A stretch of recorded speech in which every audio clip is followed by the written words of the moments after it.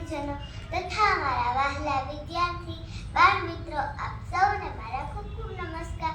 જય માતાજી મિત્રો, મારું નામ છે જાડેજા નિત્યશ્રી બા ધર્મેન્દ્રસિંહ. હું ધોરણ 2 માં અભ્યાસ કરું છું.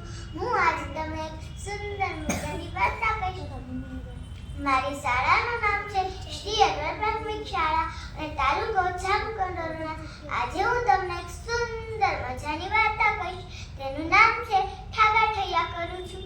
એક હતો કાગડો અને એક હતી કાબર. બંને જણાને દોસ્તી થઈ. કાબર ભલી અને ભોળી હતી, પણ કાગડો બહુ જ પાક્કો હતો. એક દિવસ કાબરે કહ્યું, કાગડાભાઈ ચાલો ને ખેતર ખેડીએ. દાણા સારા થાય તો આખું વરસ ચરવા જવું ન પડે અને નિરાંતે બેસીને ખાઈએ. કાગડો કહે, સારું. બંને ખેતરમાં ગયા અને પોતાની ચાંચોથી ખેતર ખેડવા લાગ્યા. થોડી વાર થઈ ગયા, કાગડાની ચાંચ ભાંગી. કાગડો તો લુહારને ત્યાં ચાંચ ખોડાવવા ગયો. જતા જતા કાબર બને કહેતો ગયો, કાબરભાઈ તમે ખેતર ખેડતા જાઓ, હું હમણાં ચાંચ ખડાવી આવું છું. પછી કાબરભાઈને તો આખું ખેતર ખેડી નાખ્યું, પણ કાગડાભાઈ આવ્યા નહીં. કાગડાભાઈની દાનત ખોરી હતી. ચાંચ તો ખડાવી, પણ કામ કરવાની આળસે લુહાર સાથે ગપ્પા મારવા લાગ્યો. કાબરભાઈને કાગડાભાઈની ઘણી રાહ જોઈ, પણ કાગડાભાઈ આવ્યા નહીં. કાબરભાઈ કાગડાભાઈને બોલાવવા ગયા. જઈને કહ્યું, કાગડાભાઈ ચાલો ને, ખેતર તો ખેડાઈ ગયું છે, હવે આપણે વાવીએ. કાગડો કહે, ઠાગા ઠૈયા કરું છું, ચચુડી ઘડાવું છું, જાઉં કાબરભાઈ આવું છું. કાબર તો પાછી ગઈ અને તેણે એકલીએ બાજરો વાવ્યો. તેણે રૂપાળો બાજરો વાવ્યો.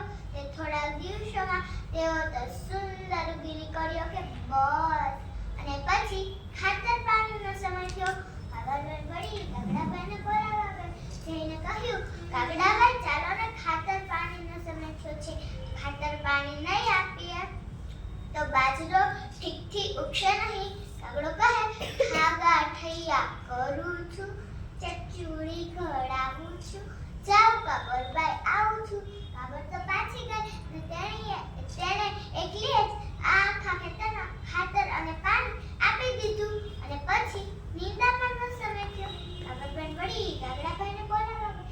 જઈને કહ્યું, કાગડાભાઈ ચાલો ને, નીંદામણનો સમય થયો છે, મોડું નીંદીશું તો નુકસાન થશે. કાગડો કહે, ઠાગા ઠૈયા કરું છું, ચચુડી ઘડાવું છું, જાઉં કાબરભાઈ આવું છું. કાબર તો પાછી ગઈ અને તેણે આખું ખેતર નીંદી નાખ્યું. વખત જતા કાપડીનો સમય થયો. કાગડાભાઈ વળી કાગડાભાઈને બોલાવવા ગયા. જઈને કહ્યું, કાગડાભાઈ ચાલો ને, કાપડીનો સમય થયો છે, મોડું કાપીશું તો નુકસાન થશે. કાગડો કહે, ઠાગા ઠૈયા કરું છું, ચચુડી ઘડાવું છું, જાઉં કાબરભાઈ કાલે વહેલો વહેલો આવું છું.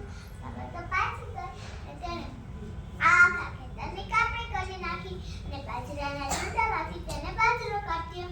એકવાર બાજરાનો મોટો ઢગલો કર્યો, બીજી બાજુ ઢૂસાનો મોટો ઢગલો કર્યો. ઢૂસાના ઢગલા ઉપર થોડો બાજરો વેરી નાખ્યો. કાગડાભાઈને બોલાવવા ગયા. જઈને કહ્યું, કાગડાભાઈ ચાલો ને, બાજરાના ઢગલા પણ તૈયાર છે, તમને જે ભાગ ગમે તે ભાગ તમારો.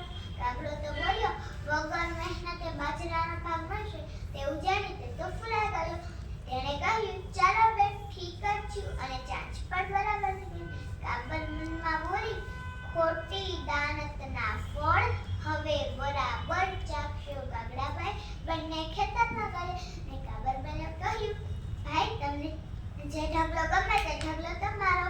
કાગડો તો મોટો ઢગલો લેવાને માટે ઢૂસાવાળો ઢગલો લઈ લે છે. ઢૂસામાં પગ ખૂબી ગયા. આંખમાં, કાનમાં અને મોંમાં બધે ઢૂસા ઢૂસા ઢૂસા. કાગડાભાઈ મુશ્કેલમાં મુકાણા. કાબરબેન તેના ભાગલો બાજરો લઈ ગઈ. ખાધું પીધું ને મોજ કરી. બાળ મિત્રો, વાર્તામાંથી શીખ શું મળી? જેવા કર્મ